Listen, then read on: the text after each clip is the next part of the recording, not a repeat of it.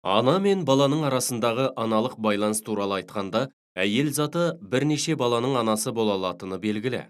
Бұл функционалдық тәуелділік емес. Бірақ әр баланың бір биологиялық анасы болады. Бала мен ананың арасындағы байланыс функционалдық тәуелділік болады. Берілген жылдамдық үшін белгілі бір уақытта жүріп өткен арақашықтықты білдіретін бір ғана сан бар. Егер уақыт белгілі болса, жылдамдық пен арақашықтық арасындағы байланыс функционалдық тәуелділік болып табылады. Берілген сан басқа көптеген сандарға қарағанда кіші болуы мүмкін. Мұндай қатынас функция болып табылмайды. Өйткені мысалы 2 саны 5,5-тен кіші. Сол сияқты ол 3,7-ден де кіші, және тағы сол сияқты.